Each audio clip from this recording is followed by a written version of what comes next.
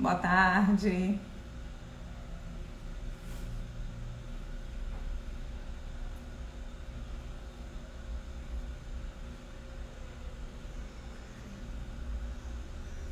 Boa tarde.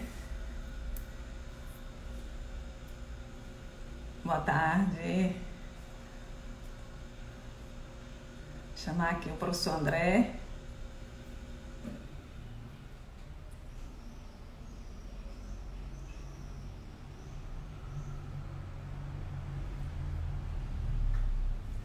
Boa tarde.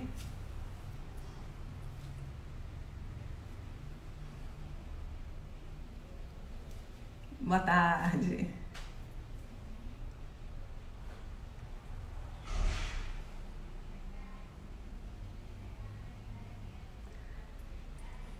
Cadê o professor André? André, para esse bate-papo.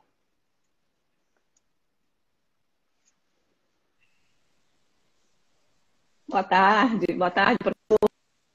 Tarde.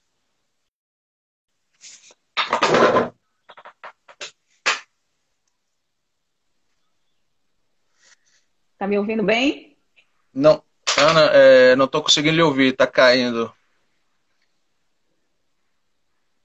Não está Veja completando. aí.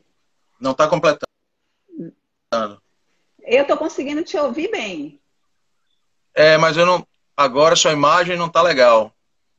Então, eu vou fazer o seguinte: eu vou sair aqui e voltar novamente. Deixa eu sair aqui com você e vou te convidar, chamar novamente para ver se melhora.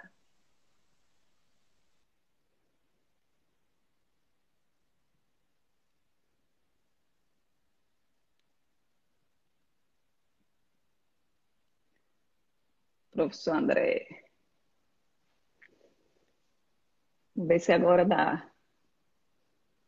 Consegue dar uma melhorada.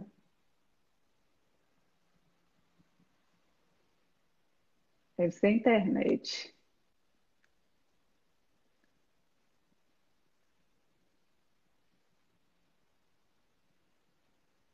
Boa tarde.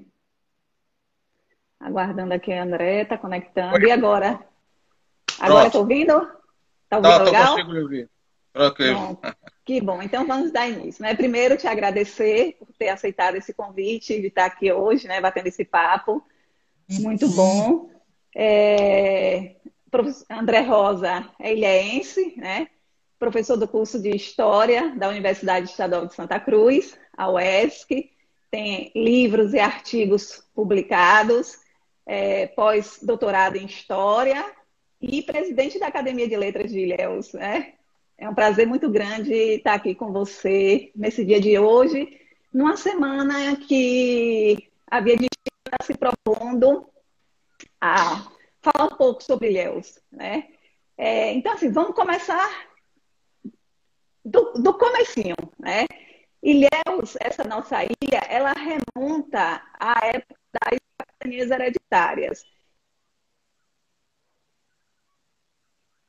Sua voz, Deu esse sua voz surgimento. está cortando, Ana. A sua voz está cortando. A sua voz está cortando. Ana, a sua voz está cortando. Não consigo ouvir.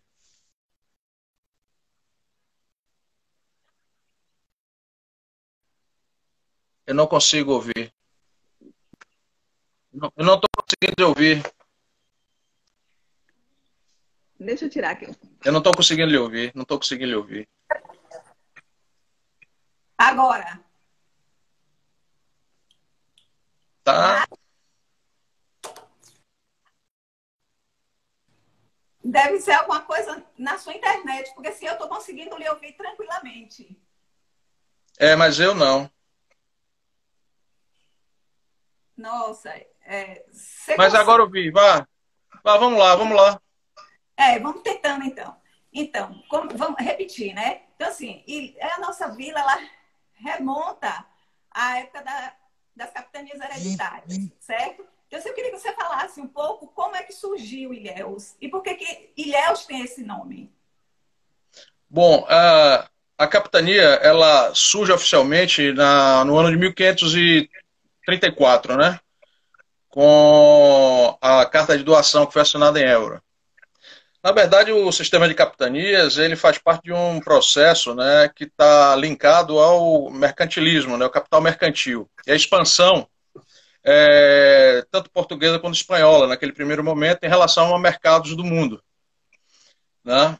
E a oficialização da chegada portuguesa aqui em 1500 faz parte desse processo. Né? Era uma formalização da expansão portuguesa nas Américas e também na Ásia por conta das especiarias. Mas por 30 anos, o litoral do que a gente chama hoje de Brasil, ele não foi, vamos dizer, explorado por conta de que não houve, inicialmente, não foram encontrados jazidas de ouro, que era o que interessa, né, o maior naquele momento de Portugal, e de outros produtos que eles se interessavam. Bom, 30 anos depois, com a concorrência tanto holandesa, espanhola, inglesa e outros países, né? Naquele momento, então, Portugal entendeu que era estratégico, de fato, estabelecer-se na sua colônia. Então,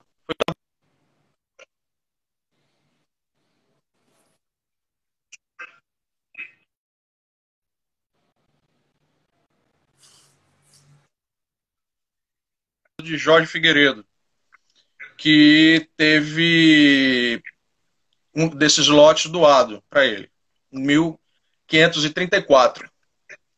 E que é hoje, vamos dizer assim, a data oficial, né, a certidão de nascimento de Ilhéus, comemora-se, né, a fundação de Ilhéus em 34. A vila mesmo só vai acontecer um pouco tempo depois, porque não se viria para o Brasil, que a gente hoje conhece o Brasil, sem a Carta Foral, que estabeleceria-se os direitos, os tributos, etc., um contrato, né, que se estabelecia entre o rei e o donatário.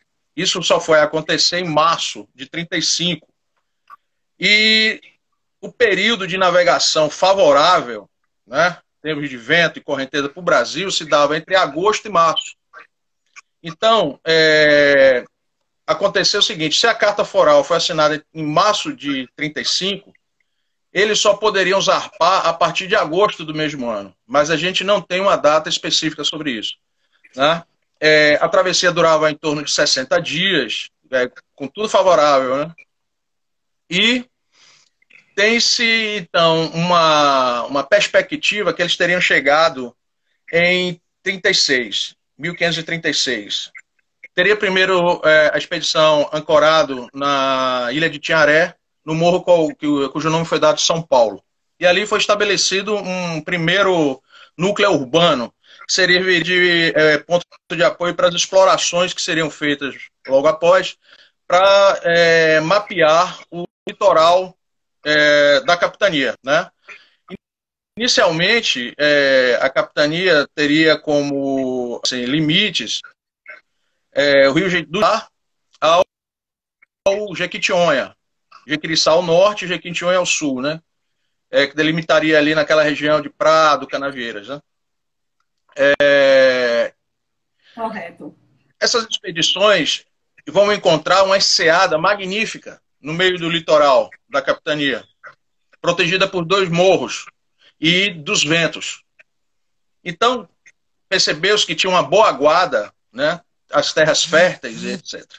Então, houve essa transferência para esse ponto. Né? Então, os navios eles saem do Morro de São Paulo e vêm para a enseada do Pontal. Né? Não há uma ideia clara de quanto tempo a expedição ficou situada no morro, onde se estabeleceu a primeira vila de São Jorge, em homenagem ao donatário, né? Jorge Figueiredo. Transferindo-se para cá, passa a ter o nome da vila de São Jorge dos Ilhéus por conta dessas pedras, né? Essas pequenas ilhotas, esses ilhéus, né? Que estão aqui fronteiriços a nós. Né? A Pedra de Ilhéu, Tapitanga, Itaipins, Pedra do Rapa. É bom de se dizer que o Morro de Pernambuco, nesse período, ele ficava ilhado nas grandes marés. Né? Isso só vai... o aterramento daquela região de hoje, a Nova Brasília, só vai acontecer já no século XX, por conta do aterramento que é feito ali, construído um muro, que até hoje tem os vestígios, etc. e tal. E então ele fica ligado à terra. E ali era uma segunda boca da barra. E também o oiteiro, nas grandes chuvas, segundo os cronistas de época, as grandes marés, então, faziam que o oiteiro ficasse ilhado, porque você juntava as grandes marés do oceano, né, ali, na lateral do que seria hoje a catedral, e o mangue. Então, a água do rio invadia o que seria hoje a Coronel Paiva. Então, elas se juntavam ali, as águas do mangue com as águas do rio, e o oiteiro ficava ilhado também, né? Então, Silva Campos defende que a construção da vila inicia-se em janeiro de 536. E ali teria sido feita as primeiras casas, né? Enfim, na estrutura administrativa, casa de câmara e cadeia, etc. e tal. E a matriz de São Jorge, a chamada matriz velha, a primeira matriz, né, de São Jorge, que estaria estabelecido lá.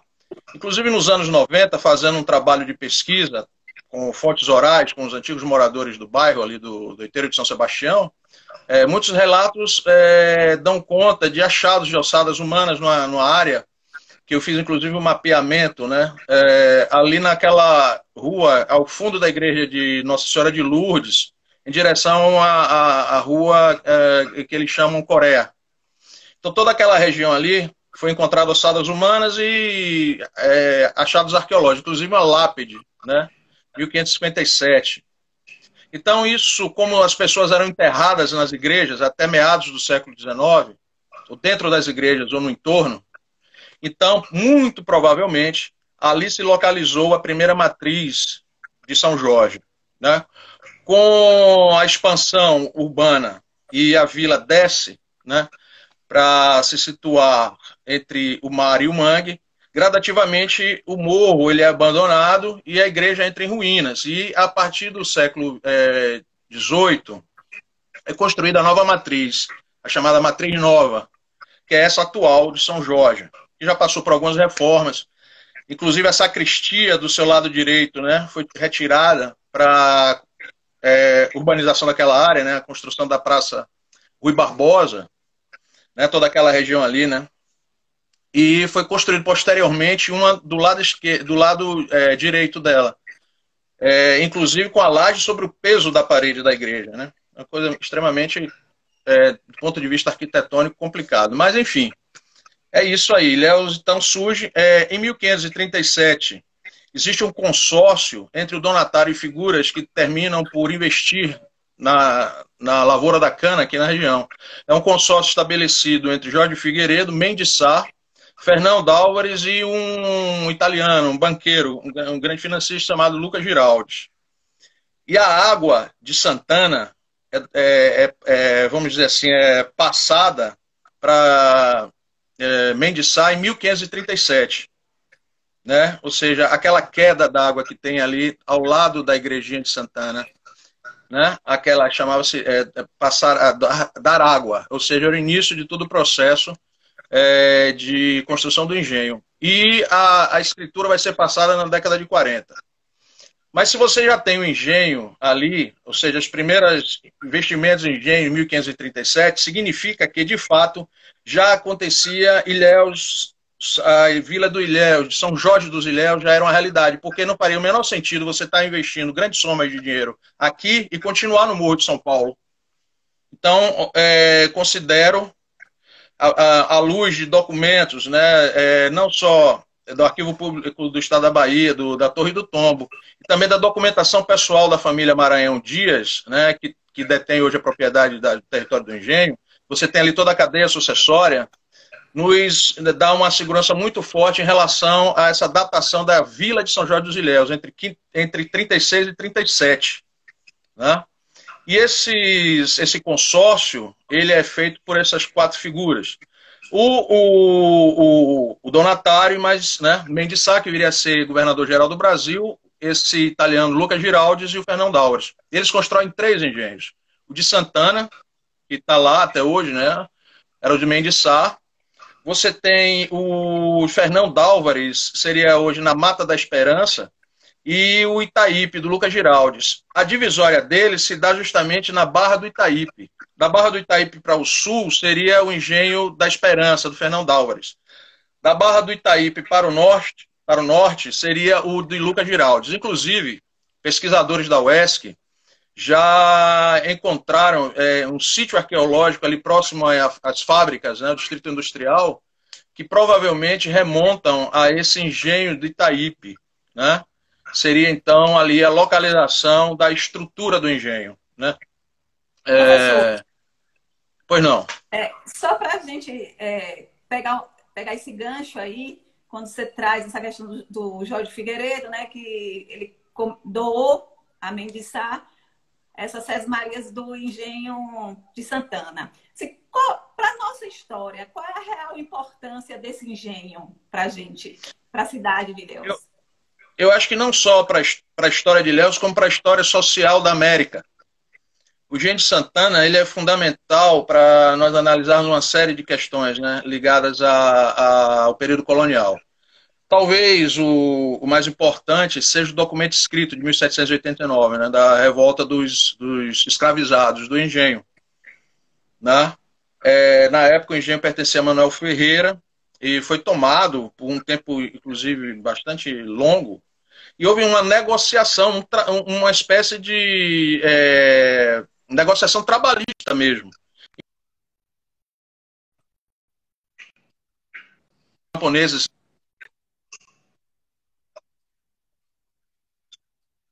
havia toda uma reivindicação trabalhista, de fato, ali. É importantíssimo.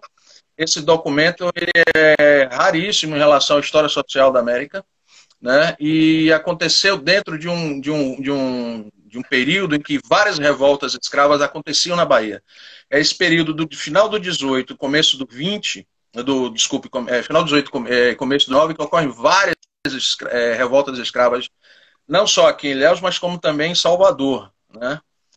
Inclusive bastante estudadas, e o professor João Reis tem um trabalho bastante interessante isso, sobre a revolta dos malês, etc.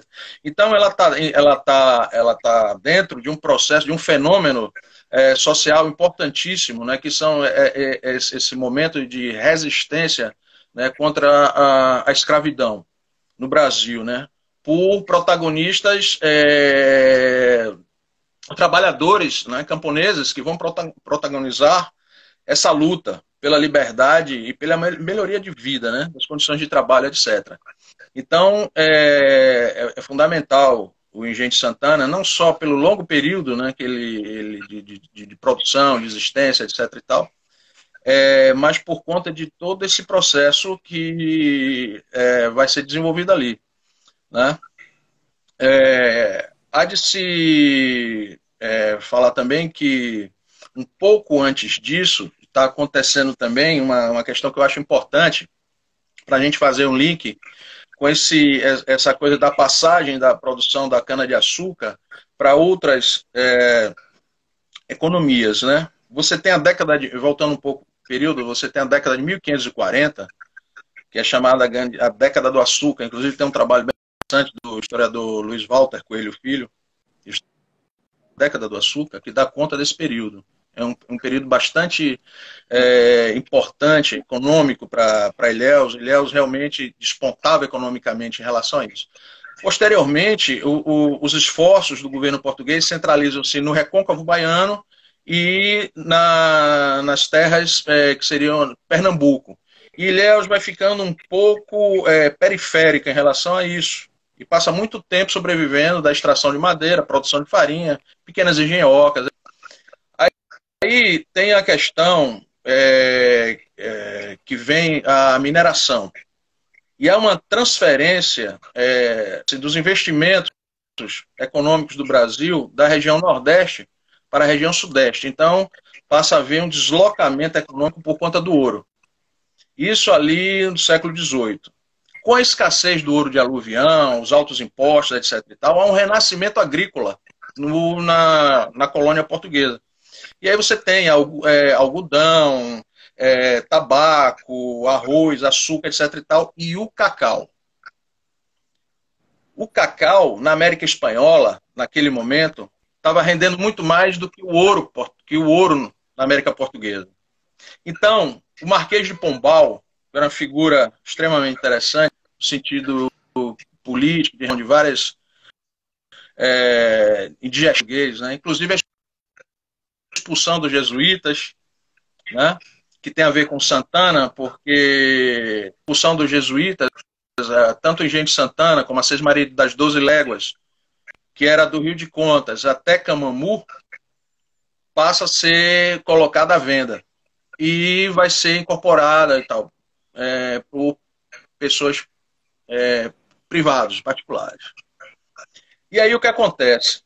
A perspectiva nesse momento, Portugal percebe que o cacau, entre outros produtos agrícolas, deveriam ser a solução econômica para a escassez do ouro. E como o cacau espanhol, né, rendia bastante, eles aproveitaram que o sul da Bahia tinha características, o clima de vegetação, de solo muito próximo à Amazônia, então eles perceberam que aqui seria um ideal de você fazer um laboratório, experimentar essas novas culturas. O cacau deu super certo, né? Inclusive, houve um tratado científico do José Sá Bittencourt Câmara, ele era dono desse engenho de Camamu, o Acaraí, inclusive estava envolvido com os Inconfidentes Mineiros, veio fugido de Minas para cá, a família mexia com ouro, e eles adquiriram grande parte das propriedades jesuíticas aqui, inclusive o próprio engenho de Acaraí, o engenho de Santana, etc., as terras das 12 Léguas, que iam até Jequié, na fazenda Borda da Mata. Inclusive, eu tive a oportunidade de consultar essa documentação primária, né, na mão da família. Né, toda a documentação referente às 12 Léguas, ao surgimento da fazenda Borda da Mata, que vai dar início à povoação de Jequié. Então, toda essa região, né, de Tacaré, Camamu, Jequié, toda essa área pertencia aos jesuítas e foi posteriormente sendo vendida e transformadas em fazendas. Então, deixa eu interromper, porque assim, professor de história, quando começa a falar, não para. Aí, assim, como é que esse cacau chegou a Ilhéus? Com mudas vindas da Amazônia. Sim. Agora, existem lendas urbanas, né?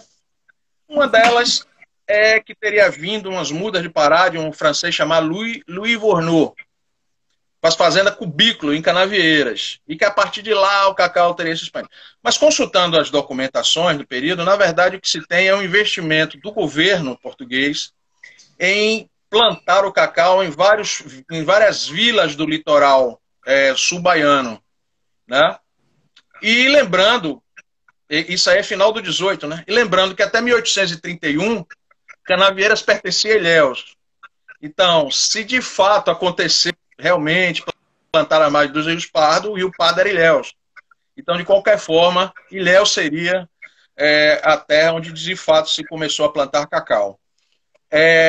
Então, a própria família Sá investiu muito fortemente nisso. Inclusive, o José Sá ele faz um tratado econômico, dele fala do aproveitamento do cacau, não apenas da amêndoa, mas da casca para produzir vela, sabão, etc. e tal, né? Ele era uma figura extremamente de uma formação extremamente rica, inclusive foi colega de José Bonifácio, eles tiveram, logo após a formatura, eles se formaram, ele inclusive mineralogia, etc. Eles fizeram uma excursão na Europa, na qual José Bonifácio foi, vamos dizer assim, o líder dos estudantes, etc. e tal. E era uma família bastante influente junto à Casa Real, né? Isso tem um desdobramento político lá na frente, que talvez não interesse agora, mas exatamente foram esses grandes proprietários que de fato começaram a investir fortemente no cacau, né? Com mudas que vieram da Amazônia dentro de um projeto econômico do governo português, né? Para buscar alternativas econômicas ao ouro que tinha escasseado. Então esses novos produtos foram trazidos e incorporados à economia local, e o cacau vai se dar muito bem e vai lentamente, gradativamente evoluindo, crescendo sua área de expansão até se tornar a maior riqueza, né, da Bahia em 1904, superando o fumo do recôncavo. Em 1904 o cacau toma a dianteira e vai praticamente até os anos 70 do século passado, dominando completamente a economia baiana, sendo responsável praticamente por tudo que se produzia na Bahia em termos de renda. Então, a região é extremamente importante do ponto de vista econômico, não só para a história do Brasil, mas como da América Latina. Nesse sentido, não só econômico, mas do ponto de vista cultural, urbanístico, etc. E tal. Você poderia apontar vários caminhos, possibilidades de pesquisa. Quanto à questão do urbanismo, inclusive, tem um trabalho muito interessante, topográfico, de pesquisadores da UESC, que estão tentando, de alguma maneira, reconstituir a feição urbanística da antiga vila de São Jorge dos Ilhéus, no Outeiro de São Sebastião. É um trabalho importantíssimo, um mapeamento, inclusive, do período colonial, da vila, etc., reconstituindo as características, enfim, urbanísticas. Nós temos muita coisa do período colonial justamente no traçado das ruas. Uma coisa interessante, por exemplo, se você for ver um traçado antiguíssimo, porque você não subia o Outeiro, não por essa ladeira contemporânea, mas ali entre a catedral, aquele bequinho da catedral, você descia por ali, seguia Jorge Amado, entrava na Santos Dumont, subia a ladeira da Vitória, esse era o caminho terrestre de entrar e sair de Ilhéus, e era uma trilha indígena secular.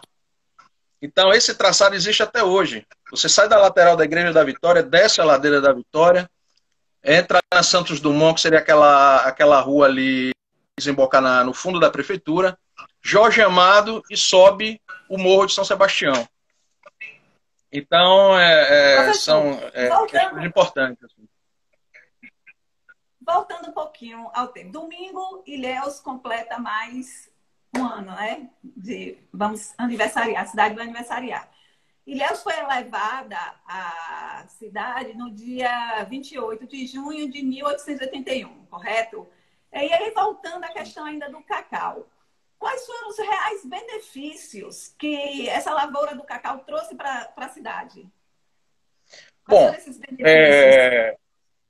o benefício mais visível eu considero na questão da infraestrutura.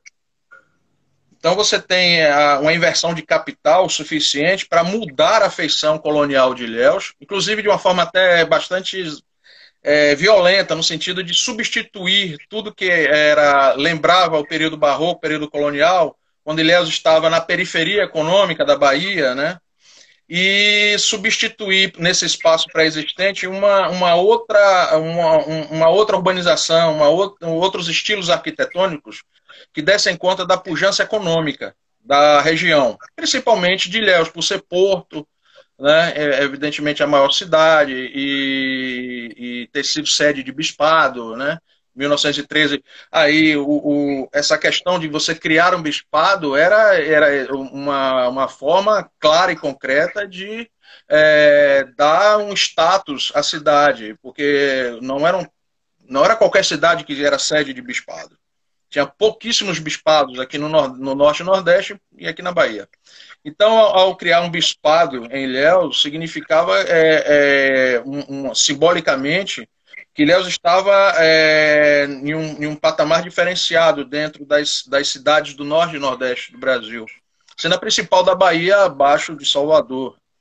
Mas o porto, a questão do saneamento, a criação de rede de esgotos, abastecimento de água, eletrificação, inclusive você tinha empresários, isso havia uma parceria público-privada, um grande empresário que investiu fortemente nisso foi o coronel Manuel Misael da Silva Tavares. Ele investiu muito forte nisso, inclusive em ações do porto, da rodovia. Podemos dizer assim, era o nosso Barão de Mauá regional, nesse sentido. Tinha uma perspicácia muito grande em relação a essa questão do momento que o capitalismo estava atravessando e das oportunidades geradas pelo acúmulo de capital da lavoura cacaueira. Entendeu? Não só ele, mas ele talvez seja o exemplo mais significativo disso aí, né? Ou seja, desses grandes investimentos de capital privado na infraestrutura da cidade, né? E então, para além disso, você tem também um crescimento de núcleos urbanos, há uma expansão, né, da fronteira agrícola E à medida que o cacau ele se expande, novos núcleos, importantes núcleos urbanos vão surgindo. É o caso de Itabuna, Uruçuca, Itajuípe, Quaraci, Buerarema. Inclusive, Buerarema estava dentro da antiga Sesmaria, do Engenho de Santana. Tinha uma fazenda Buerarema, que era do Frederico Carlos de Sá, basicamente produtora de farinha, uma farinha bastante conceituada e tal. A Buerarema ela surge também em cima desse processo aí da região. A produção também cresce. Né? Isso não significa dizer que todos aproveitaram desse contexto. Obviamente que o mundo do trabalho sofria todos os percalços que nós podemos imaginar em relação vamos dizer, ao acúmulo de capital, né? Então você tinha, de fato, uma massa de trabalhadores bastante desassistidos, desprovidos dos mínimos direitos trabalhistas, né? Principalmente na zona rural. Pouquíssimos proprietários se preocupavam, de fato, em dar vamos dizer assim, uma condição mínima de trabalho para esses camponeses, né, que produziram, de fato, a lavoura cacaueira. Agora, é interessante dizer que o cacau, aqui em Ilhéus, ele é introduzido pela mão de obra escravizada. O cacau ele é do período do Império, né, como a gente apontou antes. Então, nós temos aqui uma história ligada ao cacau muito vinculada à questão da escravidão, né? Então, somente a partir da República, da abolição, etc. e tal, e exatamente também com o aumento, né, da produção e do valor dos preços do cacau no mercado internacional, é que vai haver um fluxo migratório de estrangeiros, principalmente de pessoas do norte da Bahia e de estados próximos. Esses sim, trabalhadores livres, né, que vão entrar nas relações assalariado, trabalho, e muitos deles se tornarão pioneiros, responsáveis pela abertura desses espaços. Lembrando também que a maior parte desse território foi tomado a terras dos povos originários. É bom que se fale isso também, né? Porque se deu essa expansão aliás, como toda a história, né, desse período em outras regiões, obviamente, né, Ilhéus não estaria, porque ela não estava na Lua, ela não estava em outro planeta, ela estava na Terra, né, nesse momento histórico, tão diferente, né, esses mecanismos de apropriação da terra, etc. É claro que isso depois foi regularizado, houve toda uma, vamos dizer assim, né, uma burocratização, criação de delegacias de terra, de tabelionato, etc. e tal, né? As leis da terra, para a posse da terra foram mudando, e isso, de certa maneira, foi se regularizando. Mas no início, de fato, foi muito... a literatura dá conta disso, né? Adonias Filho, o próprio Jorge Amado, Jorge Medawar, entre outros, né? Que são filhos de pessoas que passaram por toda essa situação, viram como a coisa aconteceu, né? Então, como toda a área de expansão agrícola, essas tensões aconteceram, né? E então a própria literatura dá conta disso, desse processo. Obviamente que o escritor ele não tem compromisso com a verdade, ele é um ficcionista, mas ele, obviamente, ele tem um material de testemunhal, de vivência, de ouvir, falar, muitas vezes de ver, e que faz parte construtivo dele, vai delineando essa sociedade dentro de aspectos ficcionais, né, que são característicos da literatura, mas que dão conta de um tempo da sociedade, um determinado período, né? Então, por isso que nós, historiadores, estamos muito confortáveis para utilizar a literatura como fonte para a pesquisa histórica, né? Então, são linguagens, são formas de ver um determinado período. Tem uma pergunta aqui de uma pessoa que está assistindo a gente, que diz o seguinte: na verdade, o cacau foi até um período não muito distante, né? Era o grande alavancador da economia baiana. Pergunto, quando realmente tivemos a quebra dessa dependência? Olha, a Bahia, ela deixa de depender do cacau, principalmente com a questão. O petróleo, né, a partir da descoberta ali, né, de jazidas de petróleo, Lobato, etc. e tal, então vai se criando uma indústria ligada ao petróleo, ao plástico, etc. e tal, né, o polo, o polo petroquímico de Camaçari, toda aquela região, etc. e tal.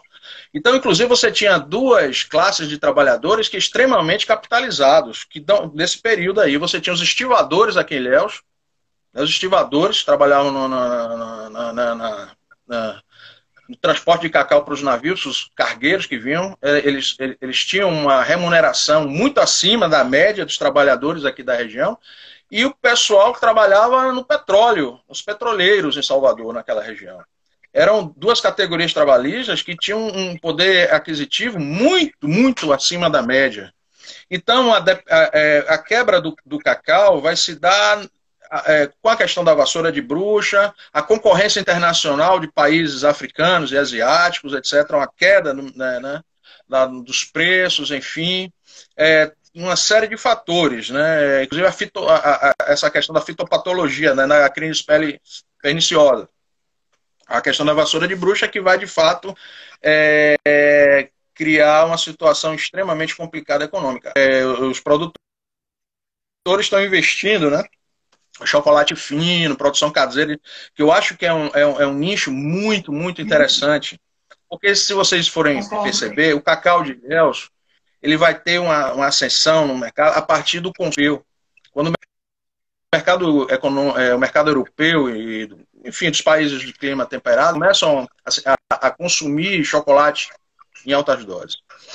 O que a gente necessita hoje, eu não sou economista, mas eu acredito que se houver um mercado forte do consumo de cacau, de chocolate fino, desse chocolate com cacau na Europa, e o consumidor europeu começar a buscar e vamos dizer assim, exigir esse tipo de cacau, eu acho que é uma grande saída da nossa região. Até porque toda a produção, né, desde a colheita até a fermentação, etc. e tal, é magnífica. Nós desenvolvemos aqui técnicas extremamente interessantes e muito ligadas ao tipo de terra, né, ao nosso bioma. Então é um cacau extremamente característico, né? Assim, não sei se a gente poderia falar de um terroir, né, como os vinhos franceses, mas o sul da Bahia ele tem um solo, uma propriedade, a Mata Atlântica, né, todo esse contexto, né, índice pluviométrico, de solo, de mata, é fantástico, né? Muita gente fala também do cacau criado a pleno sol, enfim, uma série de possibilidades hoje que de fato favorece a economia. Agora, a quebra da dependência econômica do cacau veio justamente com a questão do petróleo, principalmente a partir da década de 70. Eu estou aqui com um dos seus livros, né? Memória e Identidade, Reformas Urbanas e Arquitetura Cemiterial na Região Cacaueira. Você fez o seu mestrado, o seu doutorado em arte cemiterial. A primeira vez que eu estive em Buenos Aires, eu não fui ao cemitério Recoleta por conta da pessoa que me acompanhava, que não queria de jeito nenhum. Mas a segunda vez que eu fui a Buenos Aires, eu passei uma tarde inteira, né, andando ali pelo cemitério. E assim... o Recoleta é incrível. Né? Nós temos aqui também, modéstia à parte, um cemitério que eu acho bem interessante.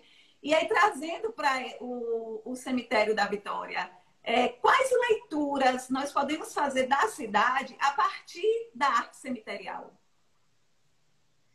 Então, toda uma simbologia que existe nos túmulos, nos jazigos, né, que nos permitem fazer um estudo da sociedade de determinado período, né? Seus valores, as ideias que circulavam, o pensamento que havia, inclusive até dentro de uma perspectiva, vamos dizer assim, pedagógica, porque os epitáfios, né, toda aquela simbologia, davam comportamentos que deveriam ser seguidos, né, os valores que deveriam serem enfim, né, ter como padrões sociais de comportamento, etc. Né? E você pode ver, eu fiz um estudo de séries, né? Eu cataloguei os túmulos, né, da datação que eu delimitei, não só o da Vitória, como em Itabuna e Canavieiras, né, para fazer um estudo comparativo, etc.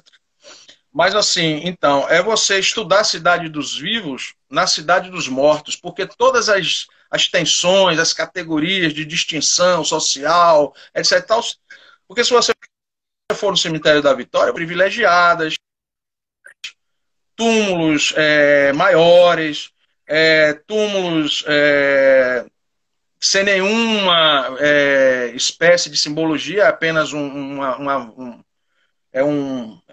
vala rasa, né? Com uma pequena tabuleta, etc. e tal. Então você percebe essas distinções.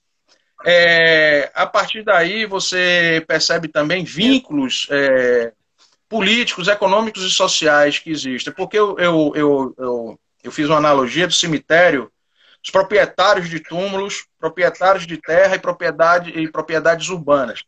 Como é que eu fiz isso? As propriedades urbanas, você tinha as décimas urbanas, que era uma taxa que tinha que ser paga anualmente, e era publicado nos jornais da época, não havia diário oficial. Então, os diários da época, enfim, Jornal de Ilhéus, Correio, Gazeta, enfim, eles publicavam ali o nome da pessoa por rua e a taxa devida. Então, calculavam o número, porque tinham proprietários de inúmeras casas, né? Enfim, aí eu ia pela taxa. Então, eu delimitei quem eram os maiores proprietários urbanos. Havia também os impostos rurais, que também eram publicados nos jornais. Então, ali havia também o nome, as fazendas, onde se situava e o valor a ser pago. E como é que eu fiz esse cemitério? Bom, eu comecei a fazer um estudo topográfico mesmo, comecei a medir volume, largura, etc. Tal, né? Os materiais que foram utilizados, se eram materiais nobres ou não, etc. E, não coincidentemente, na lista dos 10 maiores proprietários urbanos, 10 maiores proprietários rurais, 10 maiores proprietários cemiteriais, há uma coincidência de pelo menos 8 nomes. E o primeiro é o mesmo. O primeiro é o mesmo, que é o nosso coronel Misael Tavares, né? É o maior túmulo, é o maior fazendeiro, é o maior proprietário urbano e tal, dando conta da fortuna, né? E vamos dizer assim, né, da importância econômica dele para a região. Mas então, percebe-se também no cemitério vínculos familiares, vínculos políticos, porque isso tem toda uma simbologia, é possível você perceber isso nessa questão de túmulos que são vizinhos. Havia também casas vizinhas, ruas inteiras de parentes, etc. e tal, né? Distritos que eram ocupados só por parentes. Você, por exemplo, Castelo Novo, Del Rey, Adame, Olenberger, né? Enfim, Sar. Então, Slavini, já no Cachoeira, Pessoa, Khrushchevsky, Codier, Vence, enfim, né? Berbert. Então você tem a possibilidade, né, de você avaliar essas coisas. Agora é interessante como surgiu o cemitério em Ilhéus. Os cemitérios como um todo, né, na Bahia. No meados do século XIX, houve uma epidemia, né, bem desse momento que a gente está vivendo, do cólera morbus.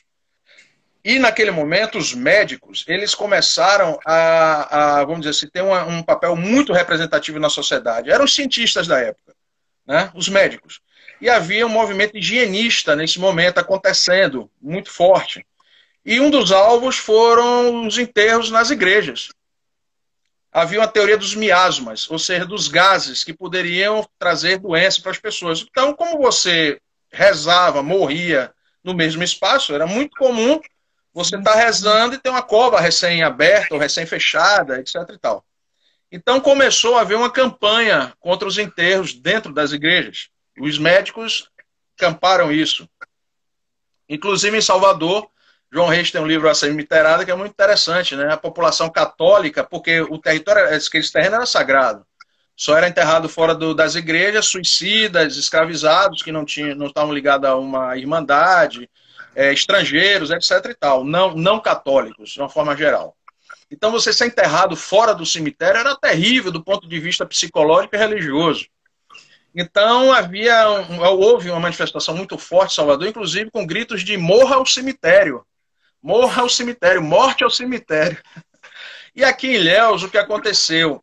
Havia uma junta de higiene, 3 formandos de Salvador, que foram trazidos pelo juiz de direito Hermano do Couto, para justamente ver essa questão do cólera morbus, etc. e tal, né? Eles darem uma assistência em relação a isso aqui em Ilhéus. E foi nesse momento que decidiu-se que não haveria mais enterros e dentro das igrejas deveria se criar um cemitério. Então, a junta médica escolheu o terreno do que seria hoje na Avenida Belmonte, na antiga Fazenda Pimenta, que pertencia a Domingos Bezerra. Só que para chegar lá era muito mangue. Aquela região ali da Praça Cairu, 7 de setembro, aquilo tudo era mangue. Demandaria um alto investimento de aterramento, etc. e tal, e o proprietário não queria vender. Um vereador, o Pedro Alexandrino de Barros, queria, ele colocou a possibilidade de colocar o cemitério lá no Oiteiro, próximo às ruínas da Matriz Velha. Ele era o proprietário dos terrenos. E queria vender muito caro. A junta, então, disse que não, ali não seria interessante por conta dos ventos que sopravam, porque ali é vento de sul-sudoeste, às vezes entra um lestezinho, então sopra para dentro da vila, sopraria para dentro da vila, então não era interessante no Oiteiro. E só quem se beneficiaria seria o vereador, e eles falavam, é montanhoso, muitas pedras, etc. e tal. Então, a solução que surge, a terceira opção, foi o fundo da igreja de Nossa Senhora da Vitória. E eu tive a oportunidade de pesquisar essa documentação no Arquivo Público da Bahia. Nesse período é muito interessante. Então, houve um acordo, a junta então se decide pelos fundos da Igreja da Vitória e o juiz então entra em contato com o proprietário do terreno, que era Severiano Costa. Era dono da fazenda Boa Vista de Fora. É interessante notar que tanto o Pacheco, quanto ali o Alto da Vitória e a Conquista era um morro só. Os cortes que foram feitos, tanto na Avenida Canavieiras como ali onde hoje é o Viaduto Catalão, foram na década de 30 com o prefeito Eusínio Lavigne, que foi um dos pioneiros nessa questão de avenida de Vale, etc. e tal, uma coisa que só vai acontecer em Salvador depois. E houve uma luta muito grande por conta de desapropriar terrenos, porque Ilhéus era cercada por fazendas, né? Então, essa Boa Vista de Fora, parte dela foi doada para o município para isso. Mas olha só, por quê? Porque o pai do Severiano Costa, o capitão Jerônimo Quaresma, tinha deixado em testamento um valor para a Igreja da Vitória em torno de 330 mil réis. E não tinha sido pago ainda. O herdeiro, né, o filho, não tinha passado ainda esse valor para a capela, cujo administrador era José Carlos Adame de Sá. Então, o juiz negociou, então, olha, você não precisa pagar a dívida, mas você cede o terreno para o cemitério. E assim foi feito. Tá? Então, o cemitério, o terreno vai por conta de uma dívida à Nossa Senhora da Vitória. Olha que coisa interessante, né? Fantástica. Coisas do século XIX, né? Da nossa história, né? Das nossas raízes, da nossa cultura. Interessantíssimo isso. Agora, 2 pessoas contestaram, né? O próprio Domingos Bezerra e o Fortunato César Brasil, porque eles tinham pastos ali naquela região, inclusive toda a ladeira da Vitória, aquela área ali, até os fundos da Rua das Quintas era da família Brasil, né? Posteriormente foi o dono Coronel José das Neves César Brasil, né? E depois esse terreno foi doado para o Hospital São Jorge, parte deles para as Ursulinas. Até hoje me parece que seja assim. Então, em 54, o cemitério ele começa as obras e tal. E ali vai ser construído. Só na década de 1910, no governo do coronel Antônio Pessoa, que passa por uma grande reforma, que é hoje mais ou menos aquele, né, tem um terreno novo, que é aquele ali, no fundo, você sobe as escadas, aquela parte foi anexada, foi murado, né, cercado, etc. E foi considerado um dos cemitérios mais importantes do norte e nordeste do Brasil. Hoje, infelizmente, encontra-se no estado precário de conservação inclusive o seu acervo de bronze já foi, enfim, perdido, mas tem obras riquíssimas ali, inclusive do Pasquale de Quirico, né? O próprio túmulo do Coronel Misael Tavares, tem painéis de bronzes fantásticos ali que dão conta de todo esse imaginário da região cacaueira, desde a colheita, o transporte, a comercialização, toda a simbólica que envolve aquele túmulo, é fantástico. Existe uma imagem em tamanho natural de um romano, né, com a espada que domina a serpente, né, algo que liga ao imaginário católico, São Jorge e tal, mas eu faço uma leitura que ali é o homem dominando a natureza, ou seja, os plantadores de cacau que vão para dentro da mata dominam a natureza para transformar a mata virgem em roças de cacau. É uma análise que eu faço, assim, simbolicamente, dessa perspectiva do artista em relação à imagem do túmulo. A gente consegue ver um pouco da história da cidade realmente no cemitério. Tem uma pergunta, assim, a gente já está praticamente já chegando ao final, né? Assim, mas Pena. Paulo Ilhéus, ele fala da... Eu queria que você comentasse rapidinho, porque depois eu tenho ainda uma outra questãozinha para você. Ele fala da importância da CEPLAC, que teve num determinado período, né, da história do cacau, e hoje nós observamos que a CEPLAC está praticamente abandonada. E aí ele pede que você comente a importância da CEPLAC para a região do cacau. Aí eu gostaria que você comentasse bem rapidinho, por favor. Então, a CEPLAC ela foi fundamental no sentido, volto a dizer, da questão da infraestrutura. A CEPLAC abriu várias estradas vicinais, né? Foi importante no estudo, né, do combate a várias pragas aqui da região e também de importantes instituições, como a própria Universidade Estadual de Santa Cruz, surge do apoio significativo da CEPLAC. Então, eu considero um dos órgãos mais fundamentais. Assim, não dá para pensar a região cacaueira na segunda metade do século, a partir da história mais contemporânea, se não pensar a CEPLAC.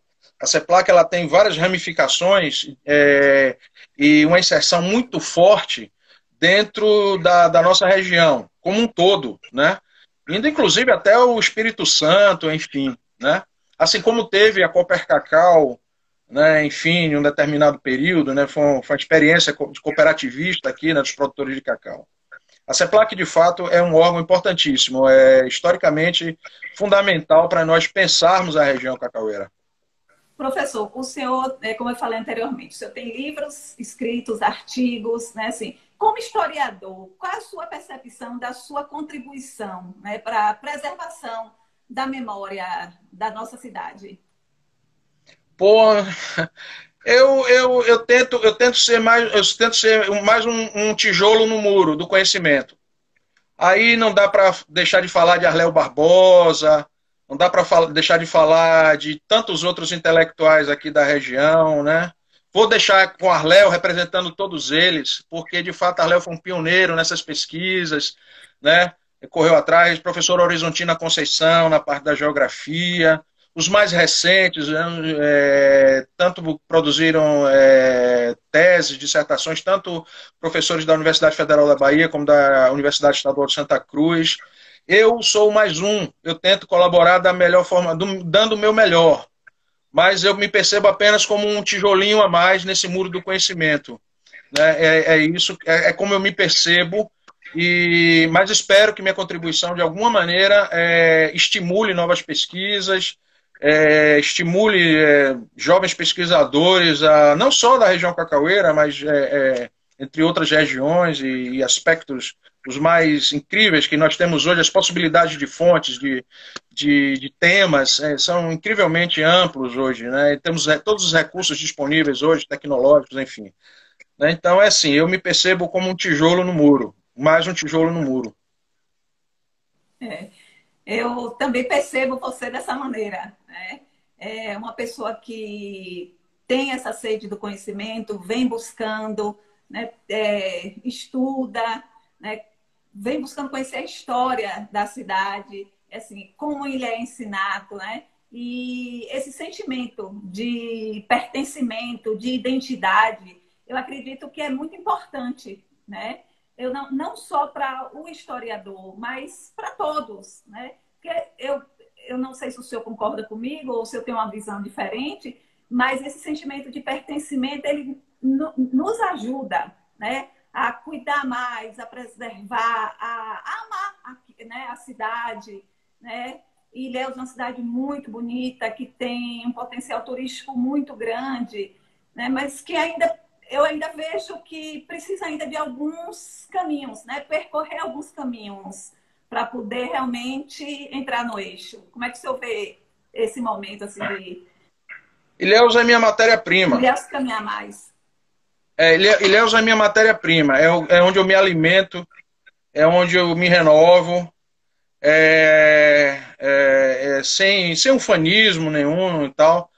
Eu acredito muito em Ilhéus. Agora, Ilhéus precisa deixar de ser potencial e se tornar uma realidade. Existem as dificuldades econômicas, né? De fato, com a quebra, né, do cacau, nós hoje, enfim, a economia passa por um reverso muito grande. Mas é isso, eu pertenço de fato a Ilhéus. Ilhéus é minha. Eu nasci aqui, na extinta maternidade Santa Isabel, e espero terminar meus dias aqui, o resto de vida que Deus me permitir viver. Mas acredito muito na cidade, acredito nas pessoas da cidade. Tem muita gente maravilhosa aqui em Ilhéus, muita gente, sabe, que se dedica, se sacrifica enfim, eu acredito muito na sociedade organizada, né, que nós não ficamos esperando apenas ações do governo, etc. e tal, mas que também a sociedade organizada ela possa também, de uma maneira concreta, efetiva, protagonizar essas transformações, essa mudança. E aí eu vejo muita gente fazendo isso, muitas instituições fazendo isso, buscando isso, né? Junto com o apoio do governo, enfim, das possibilidades econômicas e de ajustes políticos, né, com a instância estadual, com a federal, ou seja, as parcerias e tal. Temos aí, por exemplo, né, a ponte agora, né, o novo cartão postal, tão esperada ponte, ou seja, que é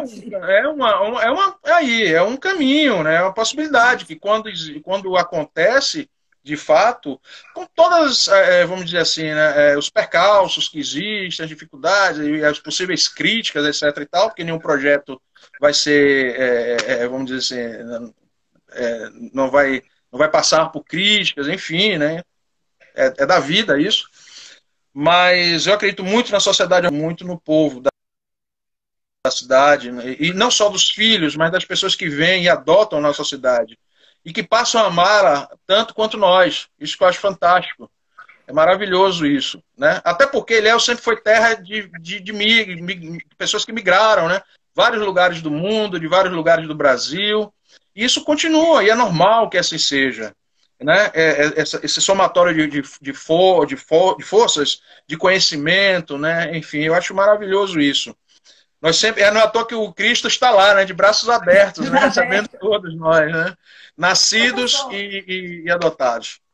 Professor André, nossa live já vai cair daqui a pouquinho. Quero te agradecer, né? Gratidão por ter aceitado o convite. Eu que agradeço. Informações valiosíssimas, né? Agradecer a quem esteve aqui com a gente até agora, tá? Muito obrigada. Obrigado. Mesmo por sua Valeu. Agradecer a todos aí que participaram, fizeram perguntas. Muito obrigado, hein? Valeu. Parabéns aí pela iniciativa, Ana. Se ainda tiverem aí, eu pedi a uma pessoa para ir fazendo print e que a gente responde depois, ok? Tranquilo. Ok. Obrigada. Valeu. Tchau. Tchau. Tchau, tchau.